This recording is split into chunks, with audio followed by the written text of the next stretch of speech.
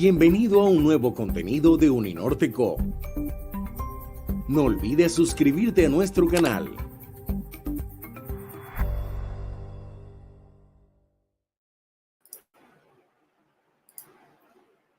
Buenos días.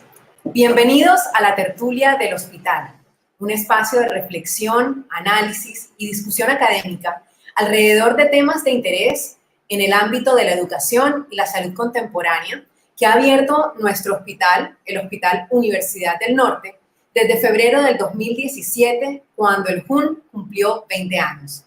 Han participado en este espacio personalidades como Alberto Roa Varelo, actual rector de la Universidad Tecnológica de Bolívar, Alejandro Gaviria Uribe, rector de la Universidad de los Andes, en ese momento ministro de Salud y Protección Social, Marta Ospina Martínez, directora del Instituto Nacional de Salud, Clara Galvis, directora del Hospital Militar Nueva Granada, Luis Carlos Ortiz, director ejecutivo de la Asociación Colombiana de Facultades de Medicina, ASCOFAME, cuando estaba a cargo de la Dirección de Talento Humano en Salud del Ministerio de Salud, entre otros invitados.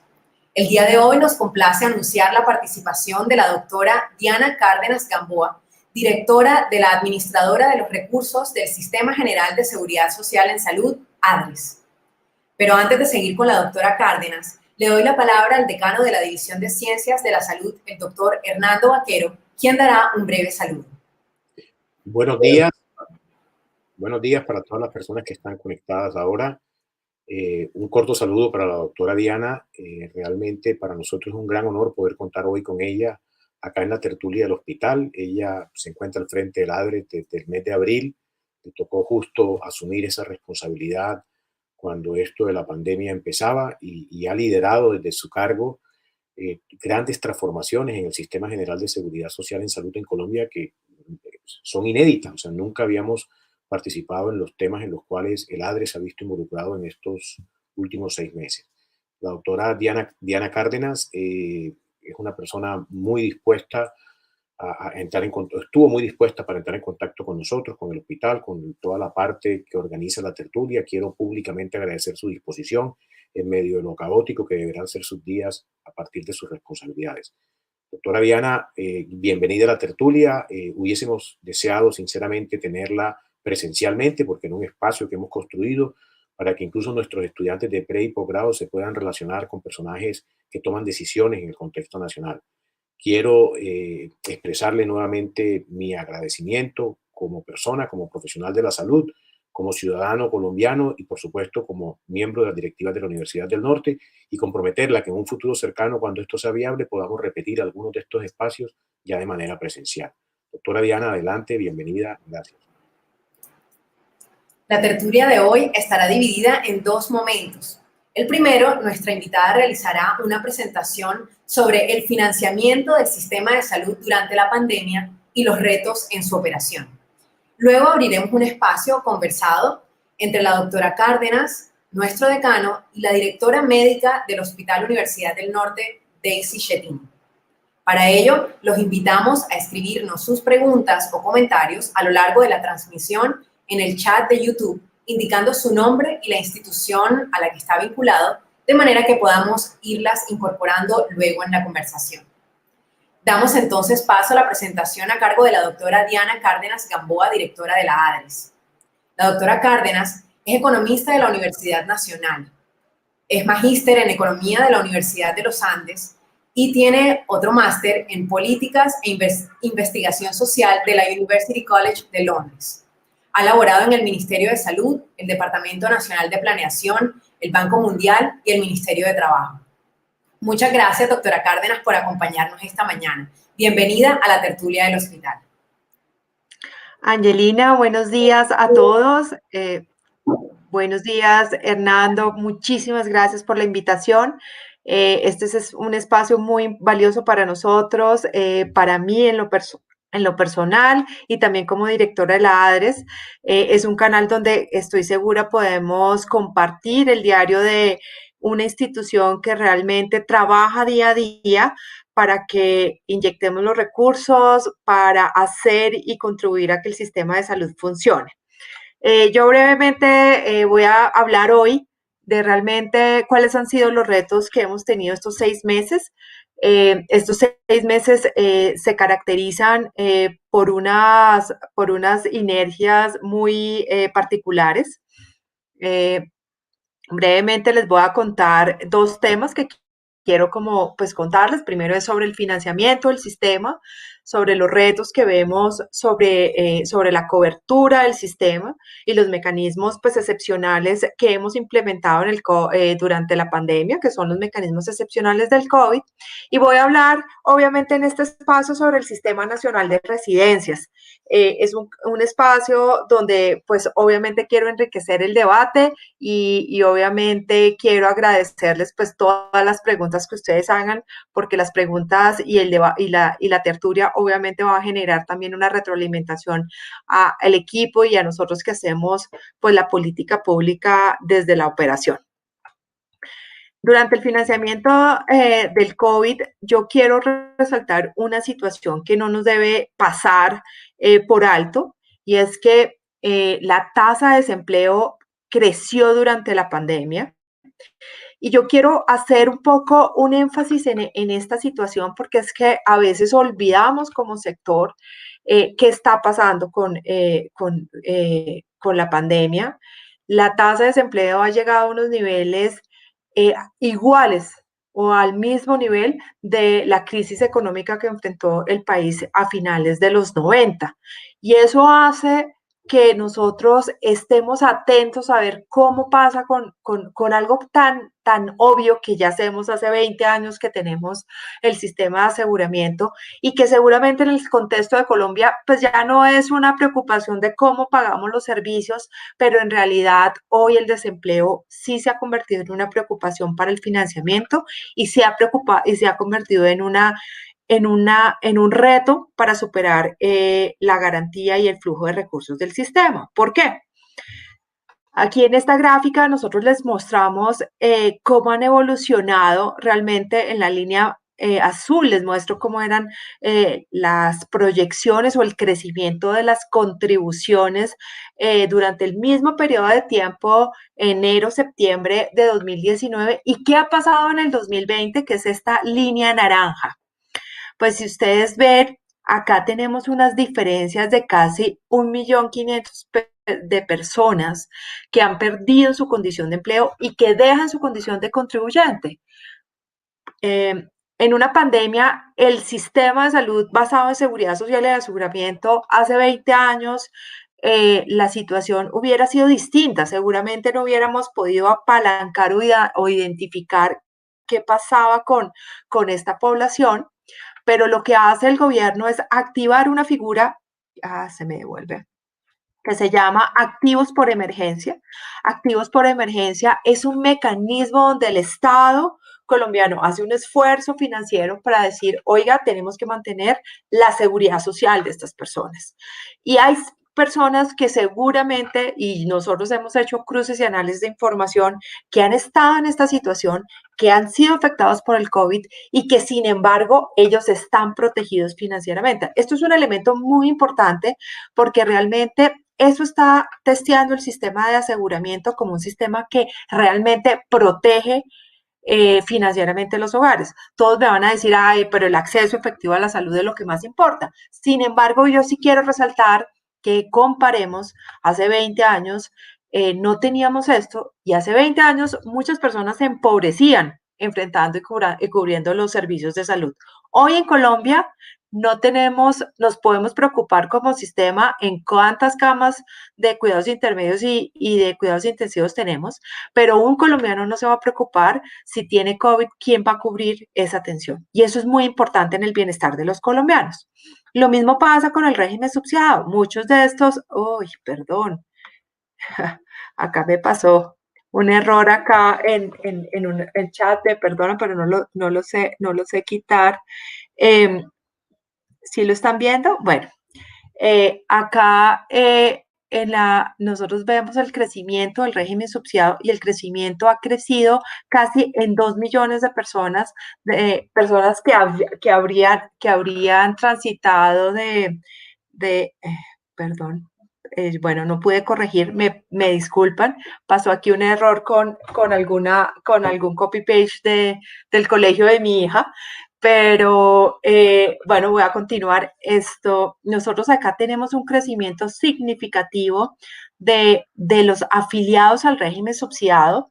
Precisamente al comenzar la pandemia, el gobierno habíamos decidido facilitar la movilidad entre regímenes.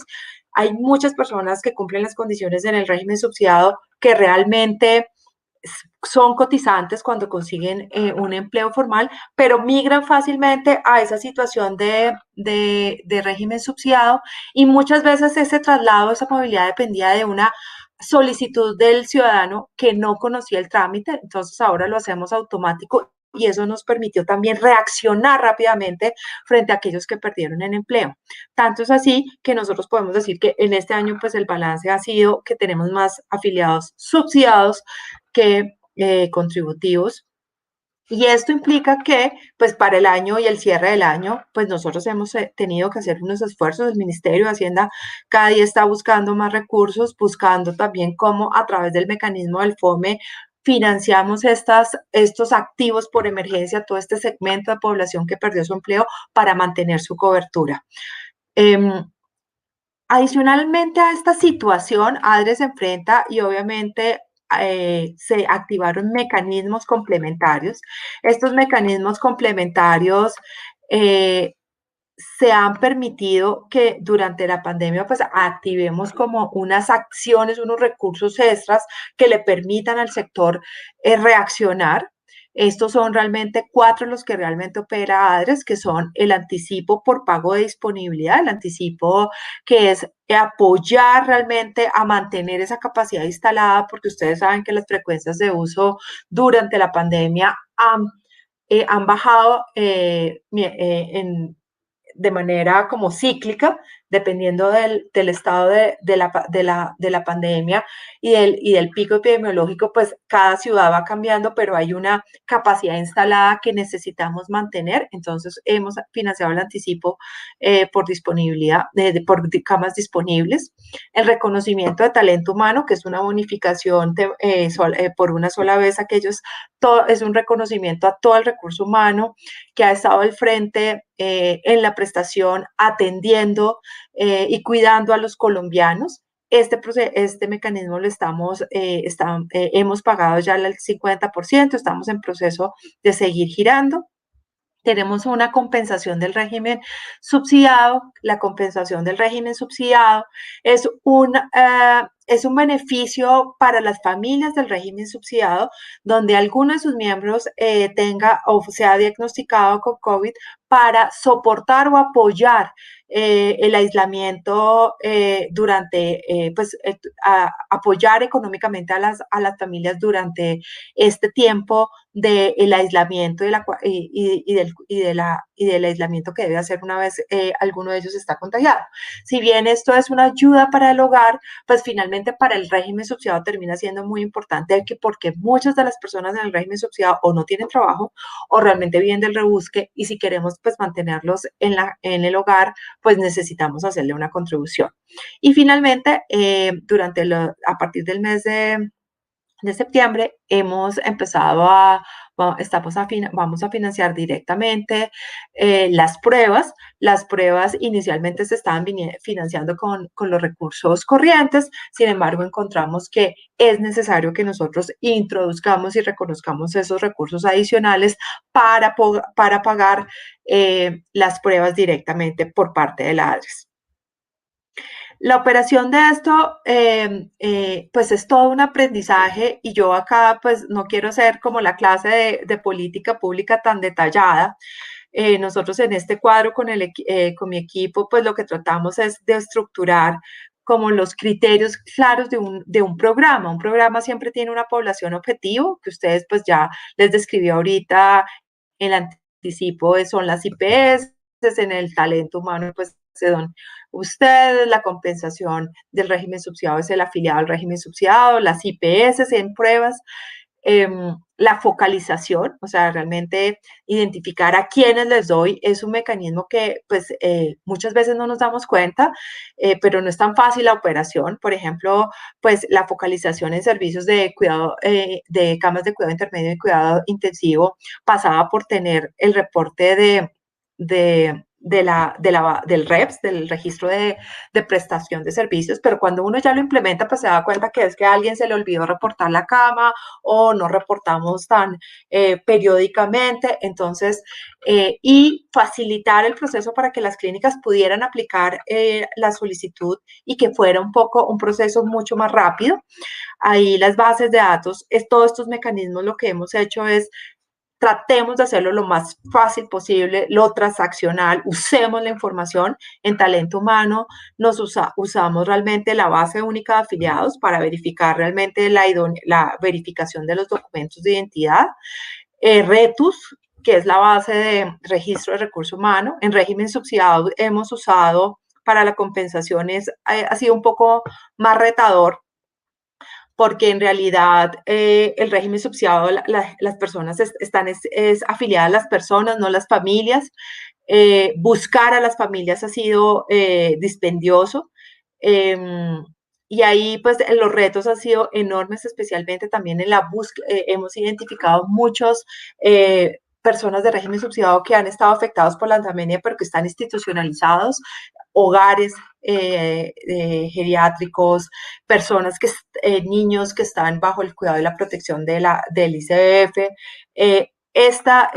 Por las mismas características de la pandemia, pues muchas de las personas afectadas es difícil a veces la contactabilidad, y en eso pues hemos hecho unos grandes esfuerzos por buscar a la gente. En Sismuestras, las pruebas las vamos a pagar por Sismuestras, por REPS. En realidad es un proceso que hemos tratado que todo sea solamente verificación de bases de datos, aunque pues yo confieso que en estos 6 meses hemos tratado de hacerlo más fácil, hacer desarrollos. Siempre nos damos cuenta que los registros de información pues son un poco tienen mucha oportunidad de mejora, entonces ahí pues vivimos. Yo les cuento que en anticipo pues nosotros ya hemos pagado los meses de junio, julio, agosto y septiembre. Alrededor ya hemos girado hasta la fecha los recursos ya en el mes, correspondientes al mes de octubre vamos a girar 60.000 millones, en un total de ya 200.000 millones que hemos girado. Talento humano hemos girado a 148.000 profesionales de la salud, esto en un potencial aproximado de 250.000. También esa ha sido, pues es la primera vez que el Estado colombiano le gira directamente a las cuentas de los profesionales, recoger la información, tener el registro, validar los registros. Ha sido un poco demandante, pero pues ya hemos logrado girar 148.000, hemos girado 226.000 millones y las próximas semanas estaríamos completando los giros. Las familias de compensación del régimen subsidiado, esta me parece que es una tarea muy importante. A veces, pues, yo confieso que muchos de estos mecanismos si hubiéramos tenido la ruta antes de que empezara todo esto desde el principio, seguramente los esfuerzos para recoger la información hubieran sido mejores y obviamente la operación de estos mecanismos hubiera sido más fácil. Sin embargo, pues no. Nosotros hemos impulsado estos mecanismos en la marcha y esto ha hecho que pues tengamos que enfrentar los problemas y los retos de la información. Bueno, yo quiero pasar por aquí simplemente por datos de Atlántico, no hice toda pues simplemente para motivar, pero voy a pasar rápido por esta parte, simplemente para poder hablar con ustedes y dejarles un espacio a la tertulia realmente. En el departamento, pues hemos girado ya 14.828.000 millones, que los hemos girado a corte de septiembre para los diferentes clínicas.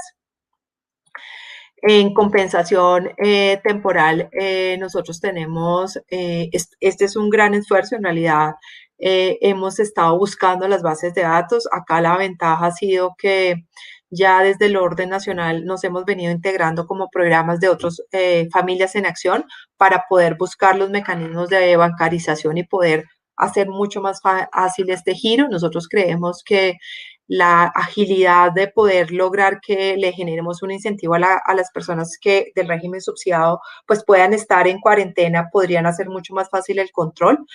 En el caso del Atlántico tenemos 608 casos, las validaciones de la bancarización ya hemos girado 36 familias.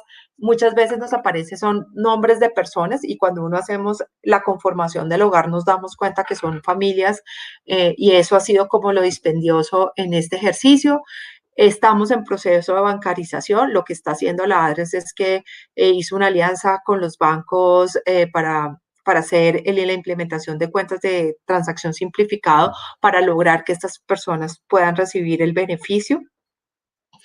Y ahí estamos avanzando pues significativamente, cada día estamos aprendiendo más y a medida que vamos consolidando como nuestro repositorio de base maestra que nos ayuda como a validar con otros programas y a tener información mucho más rápida, la velocidad en que estamos reconociendo estos pagos. El reconocimiento de talento humano a la fecha, pues hemos girado en Atlántico 13.269 millones, tenemos 8.600 personas. Estos son los top de los tops, los perfiles. Ustedes saben que el ministerio ¿cómo fue el proceso? El proceso fue, el ministerio definió un procedimiento para recoger la información. Todos los prestadores tenían la tarea de identificar cuál era evaluar el riesgo de su talento humano, registrarlo en la ADRES. Lo que hicimos en la ADRES fue validar que esas personas estuvieran realmente registradas en el RETUS y que tuvieran una cuenta bancaria con el sistema financiero que estuviera activa. En ese sentido, empezamos los giros con las personas que ya tenían esas validaciones. En este momento los prestadores están actualizando, corrigiendo aquellos registros que tenían algún problema y que necesitamos revisar para que podamos hacer el giro de los recursos que hacen falta. Y la próxima semana pues estaremos haciendo el giro de de las otras personas que nos hace falta, más o menos son 250.000 personas, ya hemos girado 148, entonces creemos que la otra semana vamos a poder completar estos pagos.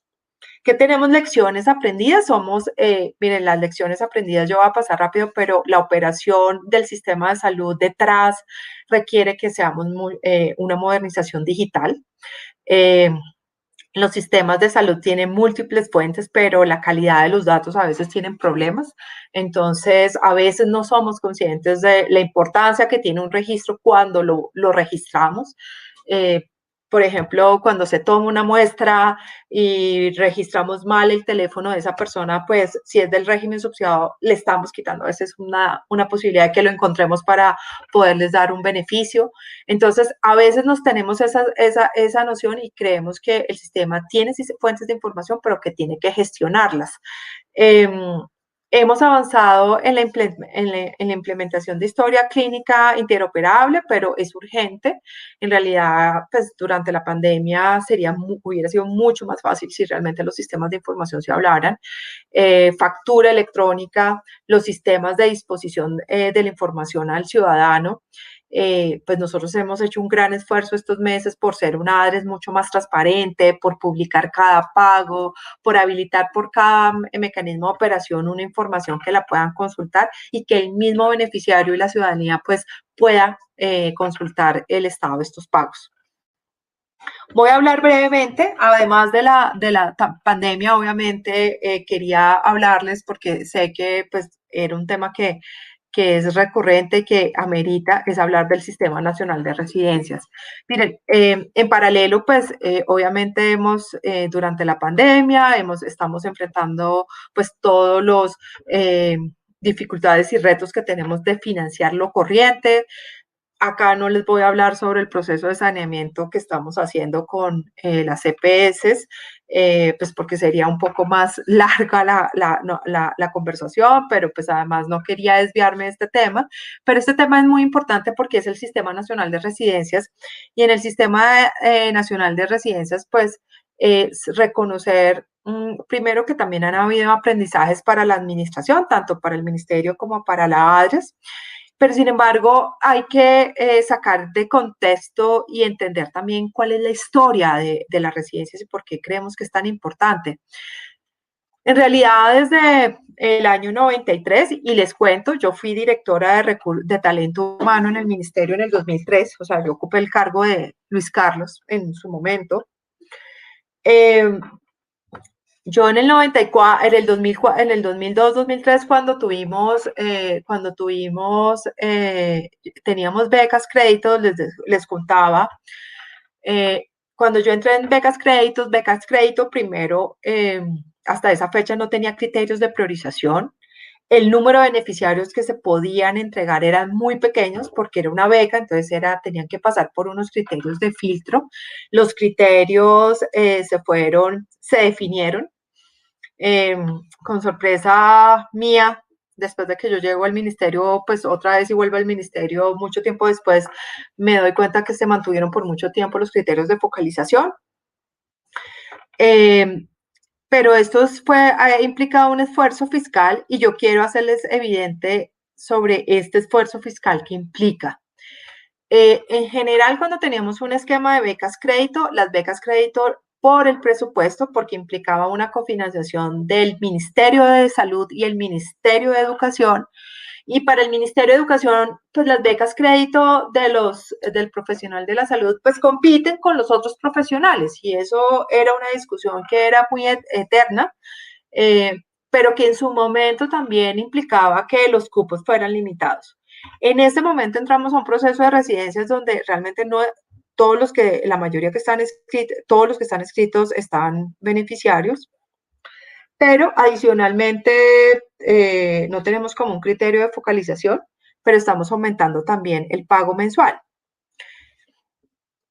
Esto es muy importante porque al final yo sí quiero contarles como el proceso. Yo estuve en su momento como directora y veía como cuando yo les cuento una anécdota, en el 2003 yo me acuerdo que era yo me posesioné en julio de 2013 en el ministerio, y cuando yo llego al ministerio no se habían comprometido o firmado los convenios con el ICETEX para ejecutar esos recursos.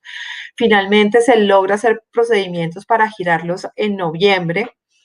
Y con esfuerzo hicimos todo el esfuerzo para que el año siguiente empezara como con una línea, como una ruta del procedimiento, pero estos procesos siempre han generado un poco de dificultad en su operación, simplemente porque implica un contacto con los ciudadanos y que muchas veces no era tan expedito los procesos operativos.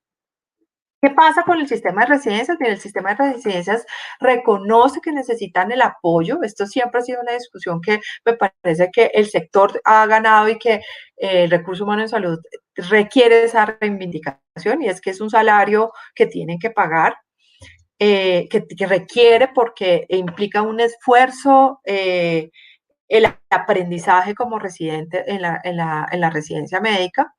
Pero también hay una discusión muy importante sobre el rol de la práctica, si esto es un rol de la práctica formativa y realmente cómo se consolida el proceso a partir de un aprendizaje práctico. Y en ese proceso me parece que hay que identificar 3 puntos. Primero, hay unas condiciones previas para ser residentes, que hay una inscripción en el RETUS, la especialización médico-quirúrgica, pues se tiene que estar uno matriculado, pero además hay unos escenarios de práctica médica que tienen que estar realmente registrados entre la institución de educación y el IPS. Eso no es cualquier menor asunto, porque esos espacios de práctica siempre son la manera como en la práctica realmente hay un soporte formativo, porque no es solamente ir a trabajar, sino realmente un proceso de formación dentro de la práctica y a partir del ejercicio. Entonces, por eso es muy importante reconocer que haya un contrato especial de práctica formativo, donde hay un plan de trabajo, un plan de delegación, unos tiempos esperados y una protección y un reconocimiento de protección como práctica formativa. Yo sé que esto parece no tan importante, pero muchas veces he encontrado que la manera como se organiza en el hospital universitario o en muchos, y la universidad organiza el plan de estudios y la rotación y cómo esto tiene que llegar a un proceso de formación, es un tema que no discutimos cuando hablamos de residencias, pero es un tema muy importante porque realmente ahí, en ese proceso, no solamente está el proceso formativo de las generaciones futuras de especialistas, sino que también hay un proceso de protección y entender que estamos aprendiendo. Entonces, esto se constituye en el segundo componente, es muy importante. Y toda esta información se tiene que cargar en el aplicativo del ministerio, que se carga con el ministerio. Ahí nosotros tenemos la inscripción, la matrícula del contrato, las certificaciones, ellos administran las novedades. Una vez pasan estos 3 puntos, es donde la información migra a ADRES para hacer una autorización de pago. Hay varios elementos de acá. Nosotros sabemos que este ha sido un proceso de aprendizaje para todas las universidades, ha sido un proceso de aprendizaje para el ministerio. En ese sentido, estamos trabajando con el ministerio para mirar cómo realmente se optimizan estos procesos en términos del sistema de información, porque al final el manejo de los registros y las novedades tampoco es tan fácil. Entonces, y también el manejo de las mismas novedades que ustedes hacen de las cuentas, cambios, etcétera. Entonces, esta rutina de estos procesos de operación, pues son procesos en que en realidad no figuran necesariamente contra una beca crédito. En el beca crédito no había una revisión de un contrato de práctica formativa tan detallado, no hay un reconocimiento de que debe haber una afiliación a la EPS y una afiliación a la ARL y una inspección sobre ese proceso. Esta evolución del concepto de práctica formativa, el contrato de práctica formativa, es una evolución que ha tenido en el tiempo el concepto y que me parece que es muy importante que se reivindique en el sistema de residencias. Los procesos administrativos de la ADRE son realmente nosotros hacemos prevalidaciones de las cuentas, hacemos la ordenación de ese giro, reportamos cuando hay rechazos, giramos. Nosotros en realidad, aunque la norma nos dice que nosotros nos demoramos 7 días, sabemos lo importante que es para ustedes y en realidad desde que el recurso y la certificación del ministerio esté ok en términos que la cuenta esté ok, nosotros realmente nos demoramos un día máximo en girar estos recursos. Y notificamos como esos rechazos al ministerio. En un tema que ha sido mucho más fácil, que hemos arreglado últimamente con el ministerio, es que la ADRE se va a empezar a encargar de articular y mirar en la administración de las cuentas. ¿Por qué? Porque muchas veces, si la cuenta estaba empezaba por 0 y no sé, alguien se equivocó en el 0, entonces no lo sabía. Entonces, nosotros lo que hemos hecho es como un esfuerzo por consolidar una base de pagos que facilite para todos ustedes el ejercicio y estamos trabajando con el ministerio cómo podemos simplificar y optimizar sobre todo los sistemas de información. Nosotros pues ustedes aquí ven los giros. Se han hecho ya giros por 30.000 millones y dispusimos un pago, un link donde cada uno puede ir consultando los pagos que se le han hecho con el objeto de que también estén estén informados. Estamos haciendo grandes esfuerzos y en eso estoy muy comprometida en que ADRE sea una entidad mucho más transparente y le facilite a todos ustedes que consultan. Entonces, nosotros hemos fortalecido lo que le decimos la lupa al giro y hemos incluido un módulo de residencias, hemos incluido un módulo de cada uno de los mecanismos para que cada beneficiario pueda consultar su información. ¿Qué secciones tenemos sobre residentes? Mire, la migración a sistemas de datos. Creemos que la presentación de los datos debe ser un poquito más dinámica en términos del reporte de la información, un poco más transaccional. Reducir los soportes documentales. Yo creo que siempre que nos llevamos con documentos, esto implica a un funcionario revisarlo. Entonces hay que hacer unos documentos digitales. Estamos proponiendo pues nuevas tecnologías como que son los OCRs, donde uno tenga unos parámetros de documentos donde uno los puede convertir en base de datos, y fortalecer el tema de consultas públicas, especialmente para muchos no es claro cuando se le rechaza, cuando la validación no pasa en el ministerio, ¿qué pasa? El sistema PISIS te dice que te rechaza, pero no te dice por qué. Eso dificulta o hace como un poco más lento la retroalimentación de la universidad o la corrección. Entonces, es importante mejorar esto.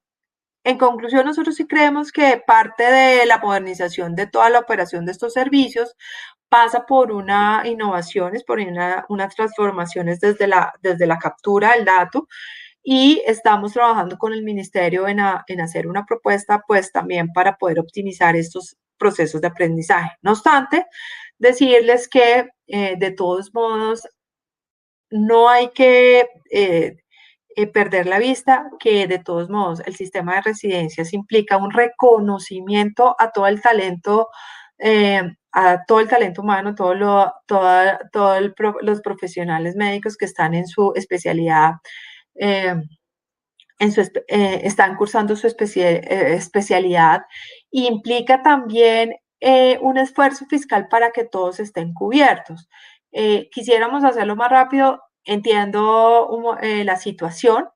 Sin embargo, esto es una evolución que a veces, si uno mira la perspectiva de 20, 15 años, 10 años, pues el escenario ha sido muy distinto, y que realmente dentro de la política pública, dentro de los sistemas de información y dentro de los sistemas de salud, todo tiende a evolucionar, y a veces si no lo miramos con perspectiva de largo plazo o de varios años, no lo entendemos. Solamente invitarles a ustedes mucho, y es que yo soy, pues ustedes hoy, Angie me decía, narraba muy amablemente cuál es mi experiencia.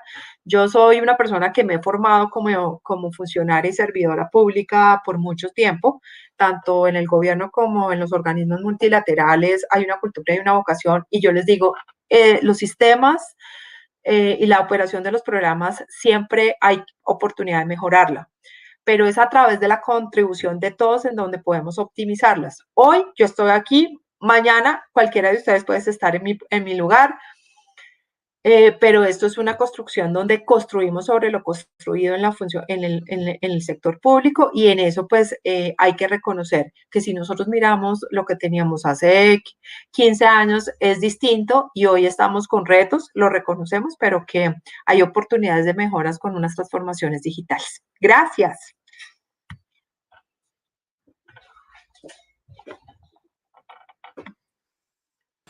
Doctora Diana. Doctora Diana. Señor. Ya dejé. Doctora Diana, muchas gracias. No te preocupes. Muchas gracias por la excelente presentación. Yo no me canso de repetir en todos los escenarios que esta pandemia ha sido algo disruptivo. Colombia ha avanzado mucho en su sistema general de seguridad social, independientemente de las críticas y de los casos aislados que aparecen todos los días en la prensa, y siempre comparto una reflexión, y es de que hace mucho más ruido un árbol al caer que un bosque al crecer. Entonces todos nos concentramos en los punticos negros, pero no vemos todo lo blanco que se ha avanzado en seguridad social, en salud en Colombia en los últimos 25 años, desde que la implementación de la ley, con todas las oportunidades susceptibles de mejora.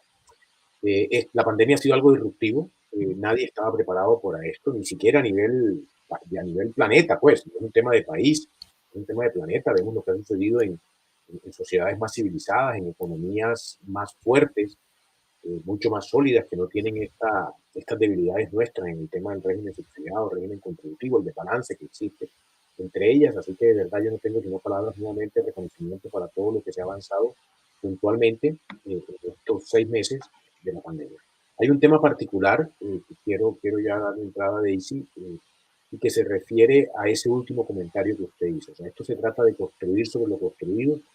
Yo hice mi especialidad médico-quirúrgica en Bogotá, en la Universidad del Rosario, hace ya muchísimos años.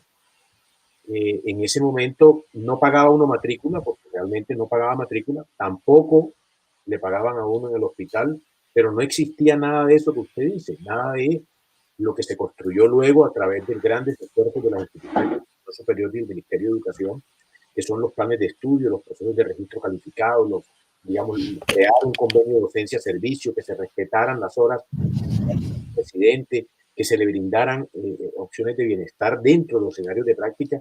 Nosotros íbamos a hacer nuestras especializaciones médico-quirúrgicas literalmente a sobrevivir 3 años, o sea, independientemente de lo que sucediera, o sea, turnos que eran realmente jornadas de más de 80 horas a la semana, trabajando sin descanso, y todo esto son avances que, como usted bien cita ahora, que se consolidan a través de esta ley, que se implementa ahora y que finalmente pues estamos en este punto del pago. Pero hay cosas que han sucedido como, por ejemplo, la inscripción personal que cada profesional debe hacer al registro, al RETUS. Entonces, si uno no hace el registro, pues va a ser imposible que esto se pueda determinar. Y esto aplica, obviamente, para la ley de residentes, pero también para la compensación económica. Entonces, yo creo, para terminar, ratifico su comentario, esto es una construcción colectiva, aquí hay muchas cosas para mejorar, entre todos tenemos que contribuir para siempre, siempre buscar oportunidades de mejorar nuestro sistema, que finalmente, necesariamente, van a devolverse en un mejor nivel de bienestar para nosotros como profesionales, pero por supuesto para la población. Así que gracias, Daisy. No sé si tienes algunas preguntas que he estado viendo por ahí en el chat que quieras hacer. Sí, doctora Diana, muchas gracias por su presentación. Un brochazo muy amplio de lo que ha pasado estos 6 meses, básicamente, dentro de la financiación del sistema. Y creo que hemos abordado, digamos, que los temas que más nos impactan y nos importan en este momento, pero no hay que desconocer que el ADRES ha puesto otros mecanismos también que han apoyado a las IPS durante esta difícil transición durante la pandemia. Una parte el tema de la compra de la cartera y otra parte también las intervenciones que el ADRES ha hecho para dirimir muchas de las situaciones que existen entre las IPS y las EPS con respecto a los recursos que vienen de todo aquello que no está cubierto por el plan de beneficios. De manera particular, para nosotros como institución fue muy importante la participación de la ADRES para poder hacer un poco ese acercamiento y poder aclarar sobre todo cuántas cuentas y qué cuentas tenían las EPS radicadas en ADRES y poder vislumbrar un poco más el futuro de la viabilidad de un pago de esas tecnologías no POS. Entonces era algo que también hace parte de todo este proceso de apoyo y de financiamiento en cuanto al sistema de seguridad social en salud.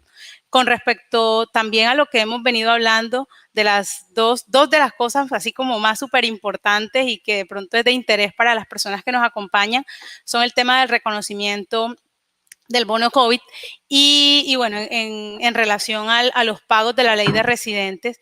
Y teníamos, bueno, algunas inquietudes. Con respecto al reconocimiento del bono COVID, por ejemplo, el doctor Vaquero acaba de mencionar, hay un tema de responsabilidad del profesional, que es que tiene que tener sus retos al día.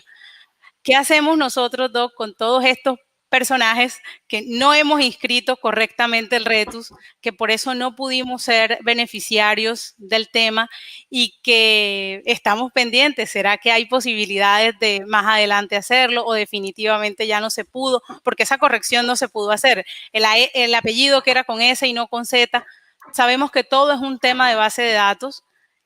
¿Qué hay con eso?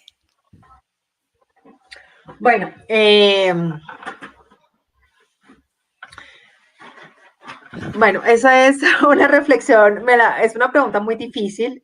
Yo confieso que nosotros lo que estamos haciendo es, en este momento, el que tiene algún problema como cuando digitó su registro o su información en el reporte de ADRES, lo puede corregir. Si ya hay, por ejemplo, un registro que esté en RETUS y que de pronto se cambió el nombre, ahí es importante que nos lo notifiquen en el correo que es de talento humano. Ya les digo porque son tantos que ya no me lo sé. Creo que es correspondencia.talentohumano@adres.gov.co, pero ya les confirmo. Y ahí nosotros pues podemos llevar el caso a ver con el ministerio de aquellos que ya se están registrando, cómo pueden corregir su registro. El problema sí tenemos es aquellos que no lo registraron, porque en realidad cuando la idea de haber hecho el registro inicial, como este padrón inicial, era como a partir de esa información es que se hicieron como los cálculos presupuestales y los valores de cada uno de los perfiles. Entonces, en realidad, el presupuesto ya lo tenemos un poco asignado en el global limitado. Entonces, pues la respuesta es la respuesta. Nosotros realmente vemos muy difícil que nosotros abramos o permitamos que haya un registro adicional, porque eso tiene un impacto pues presupuestal que no tendría, o sea, no tendría sentido que nosotros digamos, sí, regístrese y no vamos a pagar la compensación. Yo entiendo que muchas personas no nos creían y por eso pues no hubo algunos registros, pero pues la solución es a aquellos que tienen problemas en el RETUS, realmente que de pronto es que tienen intercambiado los nombres y los nombres o los apellidos, pues eso sí se pueden mandar para que nosotros hagamos una solicitud al ministerio que los corrijan y poder pues tener esa validación, ok. Para las que no se registraron para las personas que no están registradas en el RETUS, el ministerio, pues no, entiendo que él cerró la actualización del RETUS en julio, había dejado como unas puertas abiertas, muchos pudieron actualizarlos, pero no, el ministerio no ha definido, realmente no creo que, o no nos ha comunicado que esté abierto ahorita el RETUS para actualizar ese registro o que se estén registrando. Ahora, nosotros lo que decíamos es, hoy una persona que prescribe, por ejemplo, en MIPRES tiene que estar en RETUS, o sea que los que no están registrados deben ser muy pocos, pero en realidad el registro de RETUS no está todavía autorizado. Eso es un aspecto que tenemos que analizar y pues soy muy franca en decir que realmente la gran implicación esto tiene que ser es que no podemos decir regístrense, actualicen a los que no se habían registrado porque realmente ya teníamos como un proceso fiscal de presupuesto para financiar estos recursos. A los que sí tienen problemas, están registrados y tuvieron problemas, nos pueden comunicar el registro o, por ejemplo, si el problema es que sí está bien reportado en la base de nosotros, pero en el reto tiene cambiado la información, pues por el correo nos pueden poner el pantallazo y decir para ver cómo hacemos la gestión para que solucionen o corrijan ese registro en el reto internamente. Ok. Doc, otra inquietud al respecto, eso lo podemos hacer, bueno, nosotros directamente desde los diferentes hospitales, no sé en este momento cuántas personas de otras entidades de pronto están conectadas y pues sirve esta información para poder complementar la información del talento humano que se haya pasado. También habían algunas otras inquietudes de este tema que ha sido un poquito el más espinoso y era con respecto a algunos profesionales que no hubiesen quedado reportados inicialmente en los periodos establecidos por las resoluciones. Y la pregunta va sobre todo enfocada, no de pronto al que se olvidó notificar o que considera que necesita ser notificado, sino que estas resoluciones pues tenían unos términos de tiempo. Entonces, desde el 12 de abril y vamos hasta el 30 de julio, pero seguimos en estado de emergencia y seguimos en algunas instituciones con atención de pacientes COVID en áreas definidas para tal fin y por incapacidades, por renuncia del personal, se ha tenido que vincular nuevo personal o por requerimientos de los pacientes también, nuevo personal a la atención de estos pacientes. Por fuera de esos tiempos, en alguna manera se ha pensado, sabiendo que los recursos son finitos, que ya hay un presupuesto determinado, en abrir algún nuevo espacio o definitivamente lo que fue. Mira, nosotros la última apertura de actualización de datos lo hicimos en septiembre, ¿sí? Antes de empezar a girar. O sea, les dimos como actualicemos a corte de septiembre. Por lo general, cuando es una rotación de personal, esas personas vienen de trabajar en algún lado, esto es una bonificación por un año, entonces en realidad es que muchas veces lo que nos ha pasado es que esa persona es nueva para uno, pero ya estaba en otro. Entonces, ahí tenemos que hacer ese análisis. Eh, por ahora nosotros lo que estamos haciendo es, y el ministerio no nos ha dado una línea, una definición, todavía una respuesta, pero corrijamos, todavía faltan como 40.000 registros que tenían problemas con el RETUS o que tenían problemas de la cuenta bancaria, cuentas bancarias que nos pusieron que era el Banco de la República, y yo decía, no, eso está mal. O sea, personas que no nos reportaron las cuentas. Nosotros estamos agotando ese marco y que una vez agotemos ese grupo, llevamos como el análisis al ministerio para mirar realmente si volvemos a abrir la ventana para actualizar. Pero pues el punto es que ya los prestadores que reportaron. Ok. Mi doc, una inquietud adicional y ya no con respecto a este tema, sino un poco más general con respecto a la financiación. Tal y como lo mencionaste dentro de la presentación y como arrancaste que el empleo en Colombia disminuyó, lo cual hace que los contribuyentes también disminuyan, se activan todos estos mecanismos de financiación del FOME y demás. Tenemos un estado de emergencia que está decretado pues, en este momento, hasta ahorita el 30 de noviembre. ¿Qué viene después? ¿Hacia dónde vamos en estos? Digamos que se acaba la ley de emergencia, el decreto de emergencia.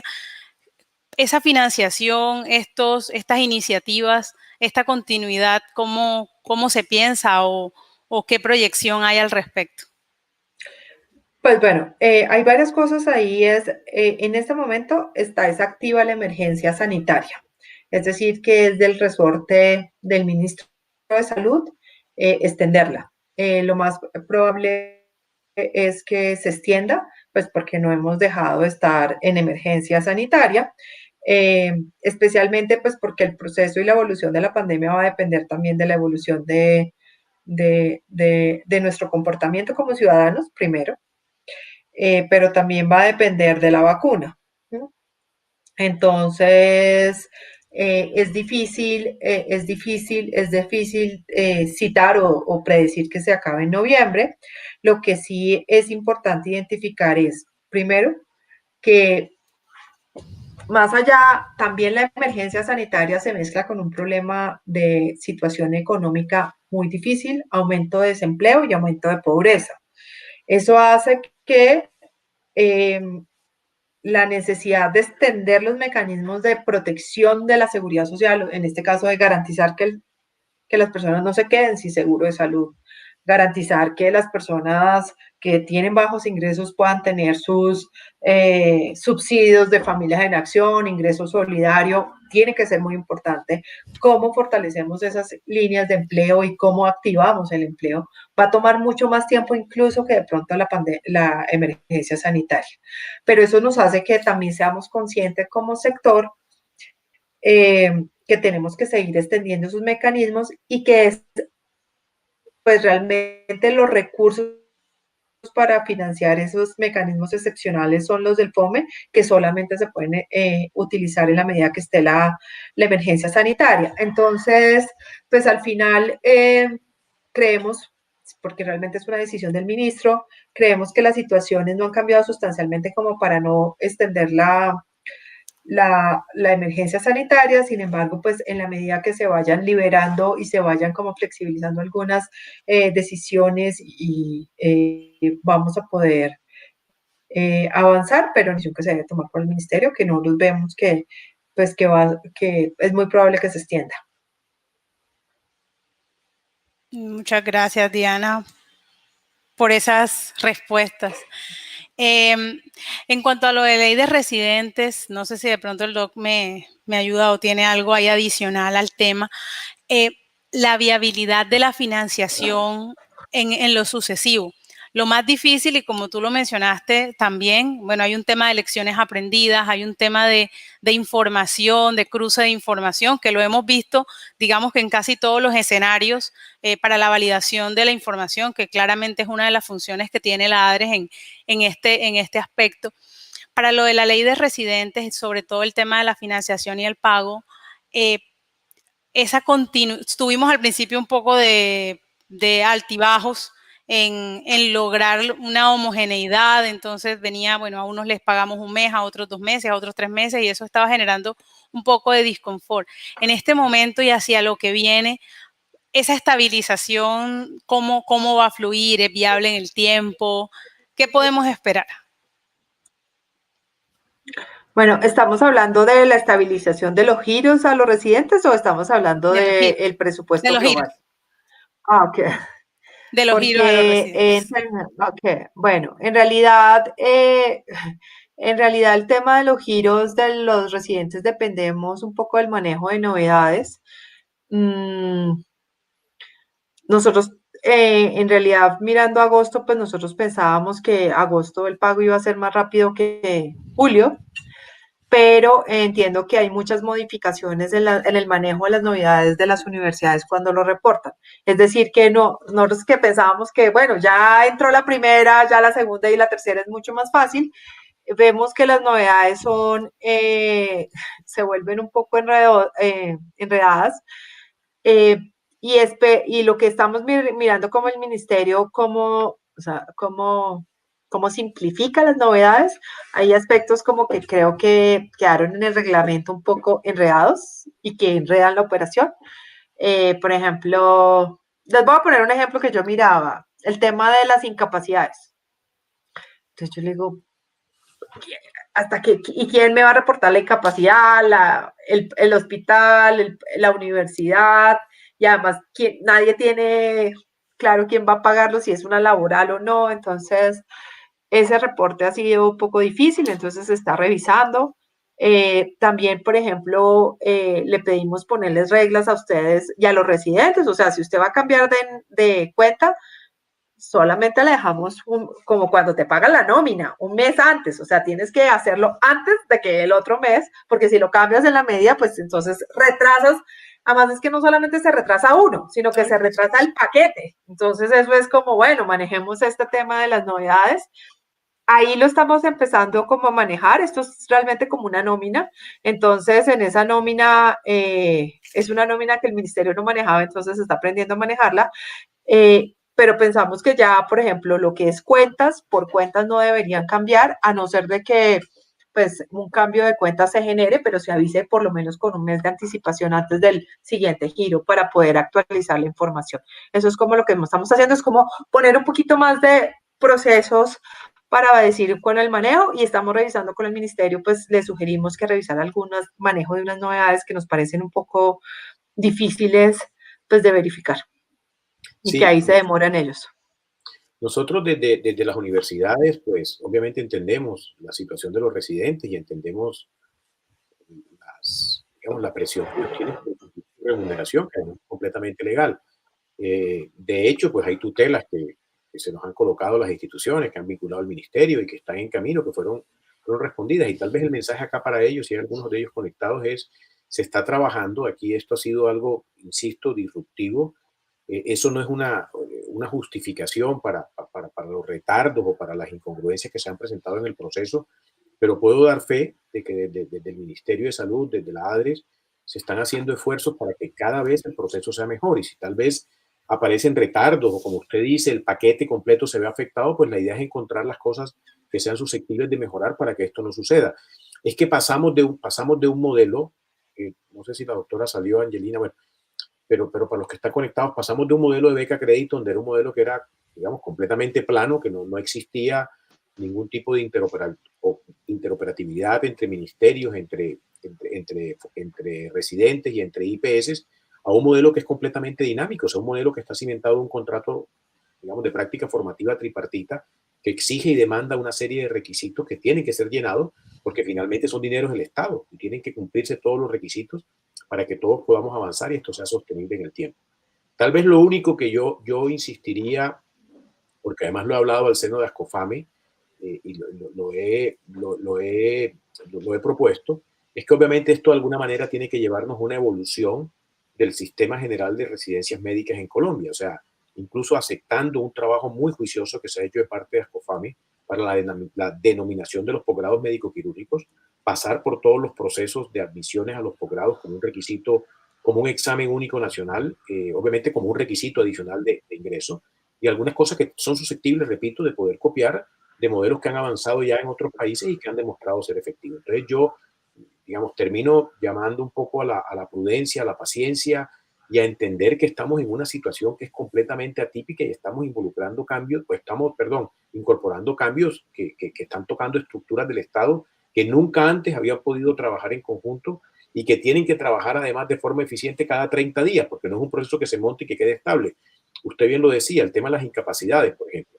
O sea, si el residente detecta que a partir de un reporte de incapacidad su pago se atrasa, los residentes van a dejar de reportar incapacidades y esto en un contexto de pandemia, donde necesitamos que la gente reporte síntomas, que sea juiciosa con el autorreporte, pues nos va a colocar incluso en situaciones de riesgo para seguir generando contagios en la comunidad.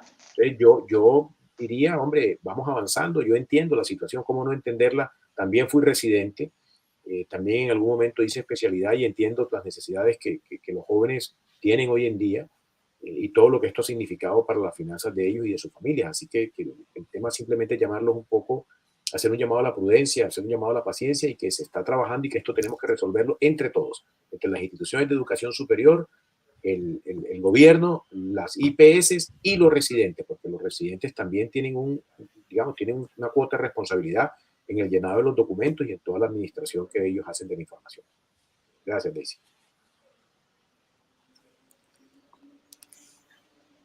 Aquí hay una pregunta de Jorge Alberto Salcedo que nos dice que la Ley Nacional de Residencias Médicas contemplaba la reducción en los valores de matrículas por parte de las instituciones de educación superior. ¿Que ese proceso en qué va?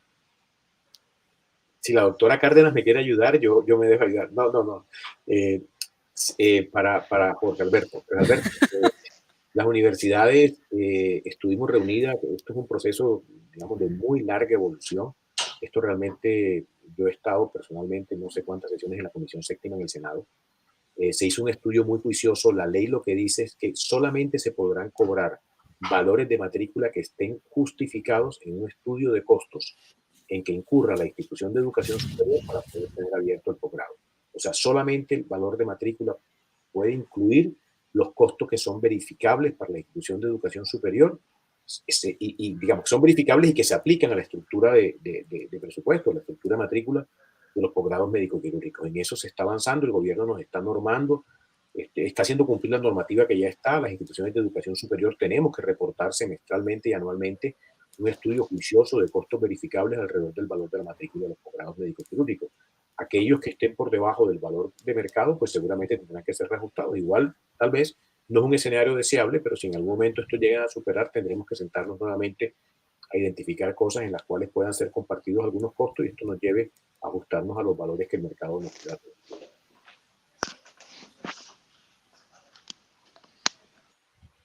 ¿Alguna otra cosa? No sé si la doctora Cárdenas tiene alguna apreciación con respecto a este tema del valor de la matrícula, si tiene algún todo esto. Realmente depende más de las instituciones de educación superior. ¿Perdí el audio? Perdiste el audio, sí. Ahora mejor.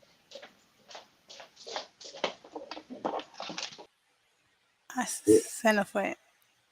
Daisy, ¿alguna otra pregunta? Acá, se fue. No sé si eso respondió la pregunta. Sí, había una pregunta de Dayana Marcela Ariza. Sí, señor. Había acá, pero se nos fue la doctora Diana. No, pero cuéntala, yo creo que podemos. Ella está haciendo un cambio. Ya está. Okay. Ya, adelante. Listo, acá había otra pregunta de Dayana Marcela Ariza. El decreto del bono COVID, ¿es posible aplicarlo para residentes como talento humano en salud?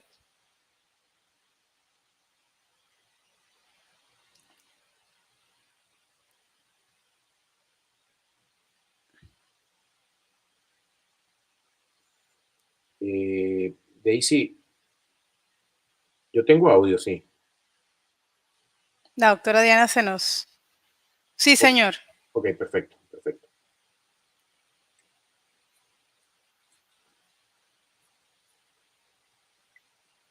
Ok, sí tenemos todo audio. Bueno, pero la doctora Diana no la veo.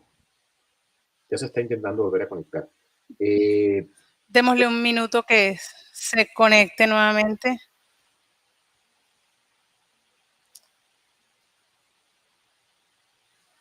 Yo con respecto a la pregunta que hace Dayana, pues si puede, pero repite la pregunta, Daisy, por favor, que la doctora Diana pueda oírla. Doctora Diana, Dayana Ariza pregunta que el decreto bono COVID también es posible aplicarlo a los residentes como talento humano en salud. En realidad sí, realmente la instrucción que se le hizo a los prestadores de servicios de salud es que reportaran a las personas o talento humano que está al frente en la atención del COVID, valorando cada uno, tenía que hacer su valoración del riesgo.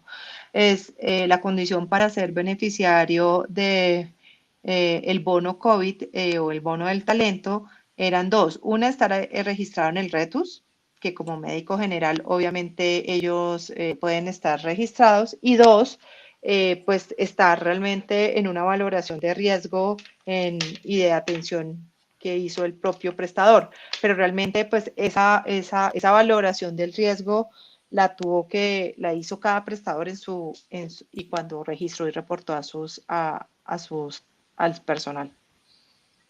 Aquí quiero complementar algo, doctora Daisy, y es, por impopular que suenen estos espacios, bueno, ustedes obviamente compartimos muchos temas académicos, pero para superar la pandemia necesitamos apoyarnos en el valor de la solidaridad.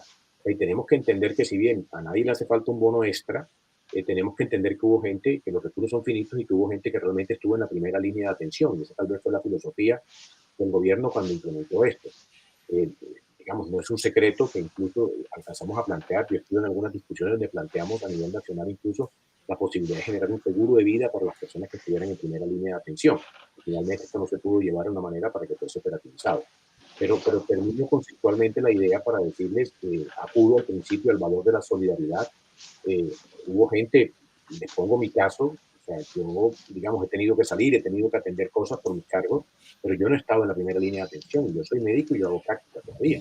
Entonces, son cosas que dependen de cada individuo, realmente cada valoración para cada IPS, y que, insisto, o sea, es un tema de humanidad, es un tema de entender que hay unos recursos finitos y que hay gente.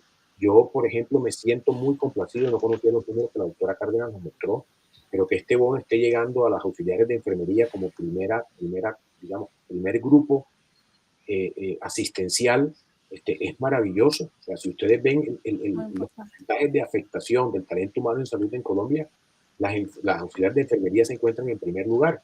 Y esto ya nos plantea una inquietud, me plantea a mí un interrogante como educador, como actor del sistema, y es si ese talento humano, que finalmente no es un talento humano profesional, se infectó, ¿cuáles fueron las variables que determinaron su mayor porcentaje de infección? Porque no quisiera yo pensar que es el talento humano que está al frente de los pacientes más complicados, porque hay algo entonces que no está pasando bien. Si yo tengo el talento humano menos preparado en términos de profesionalizarse, frente a los pacientes que mayor complejidad de la atención demanda, hay algo que no está funcionando bien en la relación y que seguramente tendremos que revisar a futuro, ¿no? De hecho, doctor, no fue nuestro comportamiento no fue diferente a lo que estaba mencionando. Aproximadamente entre el 70 y el 75% del personal que para nosotros también estuvo aislado por sospecha o confirmado COVID, dentro del personal que trabaja en el hospital fueron las auxiliares y el personal de enfermería. Sí. Bueno, creo que no nos reportan acá más preguntas.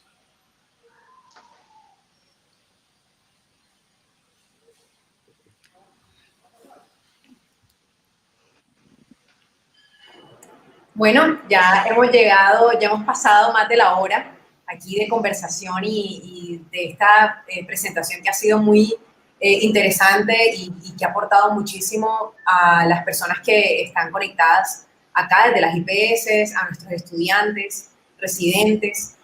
Así que no nos queda más que darle las gracias a la doctora Diana por acompañarnos hoy, por darnos su tiempo, por aceptar nuestra invitación. esperamos tenerla en otra oportunidad ya de manera presencial por acá en Barranquilla, cuando cambien un poco las condiciones. Si el doctor Vaquero y la doctora Daisy no tienen algún comentario de cierre, pues yo entonces paso a agradecer a todos los que estuvieron conectados con nosotros en esta mañana y bueno, y esperarlo en las próximas ediciones de la tertulia del hospital. Hasta luego. Los siguientes contenidos de Uninorte.co te pueden interesar. No olvides suscribirte a nuestro canal.